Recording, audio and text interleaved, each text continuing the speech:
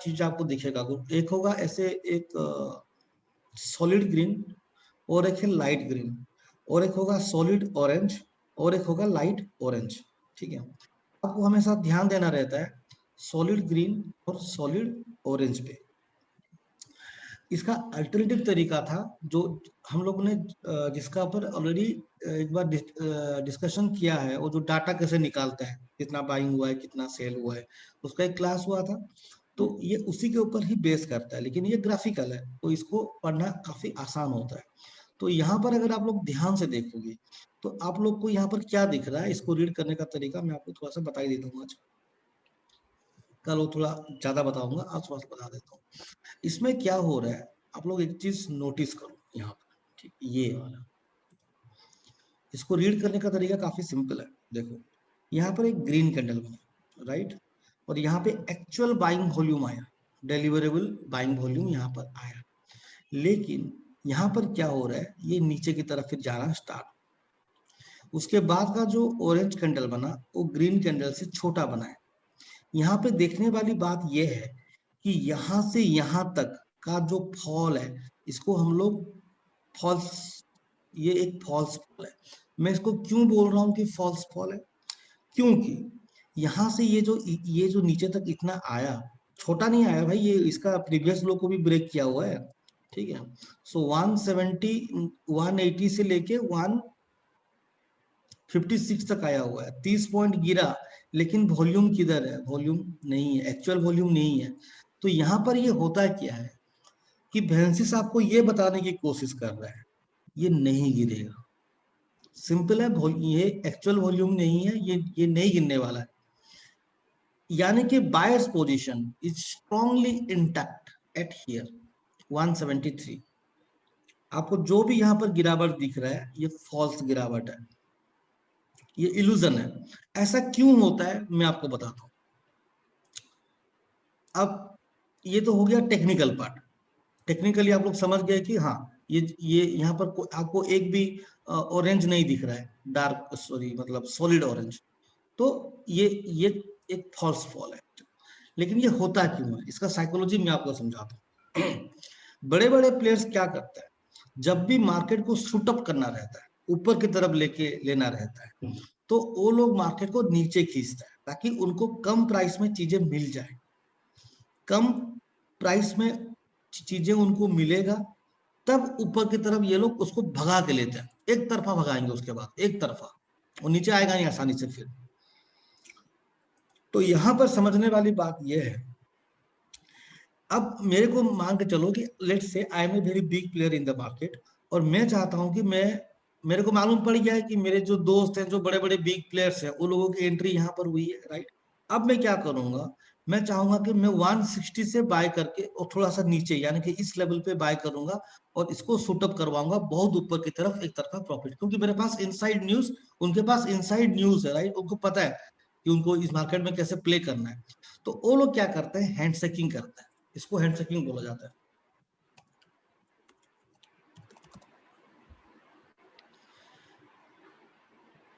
4 5 6 8 10 big players handshaking करेंगे, एक बेचेगा जानबूझ के मार्केट को थोड़ा सा नीचे लाने के लिए, ताकि ये खरीद पाए, और जो भी इसका मुनाफा होगा उसको ये लोग अपने आप में शेयर कर लेते हैं। ठीक है, तो मार्केट को नीचे गिराने के लिए कुछ बड़े बड़े प्लेयर्स जानबूझ के सेल करते हैं, ताकि उनका पार्टनर जिनके साथ उनका हैंडशेकिंग हुआ है वो उसको एक पर्टिकुलर लेवल पे बाय कर सके। ठीक है, ये सब जानबूझ के होता है, प्री प्लान होता है, उसके लिए उनको जो 7 8 10 दिन लगता है वो लगता है। अब रिटेल ट्रेडर या फिर जो बंदा मान के चलो यहाँ पर बैठा हुआ है, उसको लगेगा ये तो नीचे आ रहा है यार, ये तो डबल टप बन गया, ये तो ये बन गया, ये तो राइजिंग वेज। अब वहां पर जो है फंसना काफी आसान है, यहाँ पर बोलेगा ये तो राइजिंग वेज बन गया, ये तो नीचे टूट गया, और कोई बोलेगा ये तो डबल टप बन गया। लेकिन ऐसा कुछ नहीं होता, ये कंप्लीटली ऑपरेटर बेस्ड गेम होता है। तो ऑपरेटर्स ने हैंडशेकिंग किया, एक ने बेचा, उसको मार्केट को जानबूझ के थोड़ा सा नीचे लाया दूसरा ऑपरेटर, ताकि उसको खरीद पाए। जब उस लेवल पे आया तब बाइंग स्टार्ट हुई यहां से, जब एग्जैक्टली दूसरा ऑरेंज कैंडल बना, यानी कि 9 फरवरी 21 वो बाइंग हुआ था, उसके बाद कुछ हुआ ही नहीं, यहां से फिर फास्ट मार्च ऑपरेटर की इन्होंने यहां से शूटअप करना स्टार्ट किया। और आप एक चीज नोटिस करना, जो 1 मार्च का लो है, ये लोग इतना बढ़िया से इसको शूटअप करवाते हैं। ये जो 1 मार्च का लो है, ये आपका 1 मार्च का लो है ये, राइट।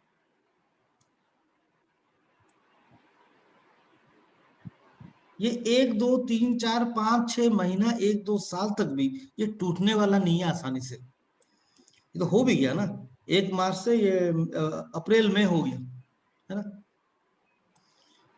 क्योंकि ये लोग इसको इसके नीचे नहीं आने देंगे, वरना ये लोग फंस जाएंगे, ये लोग का लॉस हो जाएगा, राइट। ये उनका बाइंग प्राइस है, ये उनका बाइंग प्राइस है, रिमेंबर दिस।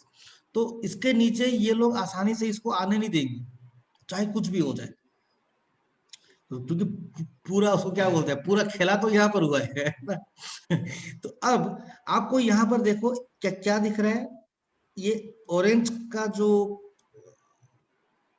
जो dark orange, sorry dark green का जो बार्स है, वो इंक्रीजिंग वे में है, यानी कि 4 मार्च को इन्होंने एवरेजिंग किया हुआ है।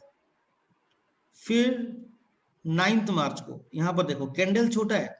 आपने यहाँ पर एक चीज नोटिस करो, 9 मार्च का जो ग्रीन कैंडल है वो देखा जाए तो छोटा है, राइट, काफी छोटा है।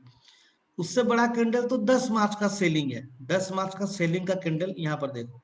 लेकिन इस ये जो कैंडल है, ये 9 मार्च के कैंडल से क्या है, बड़ा है, राइट।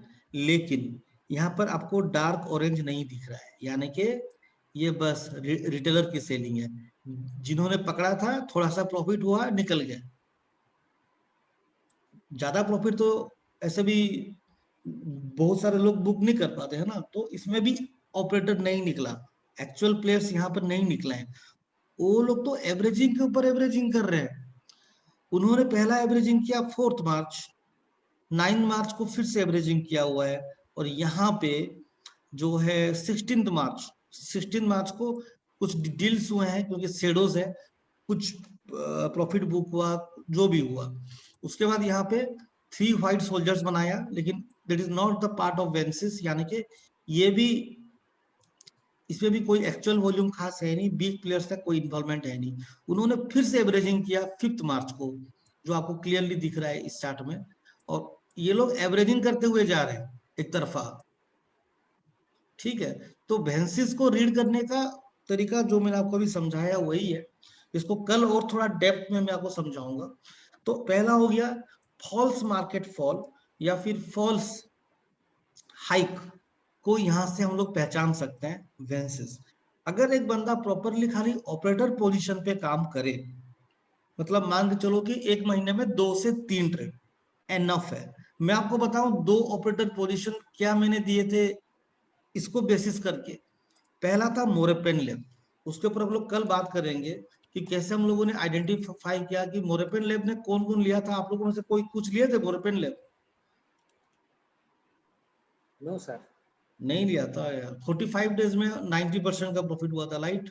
तो मोरेपेन लैब में भी जो गेम था, इसके ऊपर कल बात करेंगे हम लोग। तो इस टाइप का जो पोजीशंस होता है ना, इसको पकड़ना काफी इंटरेस्टिंग होता है। मतलब ये एक था और एक था हाइकल, ये 2 पोजीशंस थे जो मैंने दिए थे, ठीक है। कि देखो ना यहाँ से, अभी थोड़ा सा अगर आपका नॉलेज हो जाएगा ना, तो आप लोग ऐसे भी इसको पकड़ लोगे, ये ऐसे गिरेगा, है ना? सारे रिटेल ट्रेडर्स को यहाँ से निकालेगा ताकि इसको सस्ते में मिले। यहाँ पर आपको एक भी एक्चुअल ऑरेंज नहीं दिखेगा, देखो नहीं होगा, मेरे को पता है नहीं होगा। यहाँ पर भी हैंडशेकिंग हुआ है, एक भी आपको दिख रहा है डार्क ऑरेंज? नहीं दिखेगा।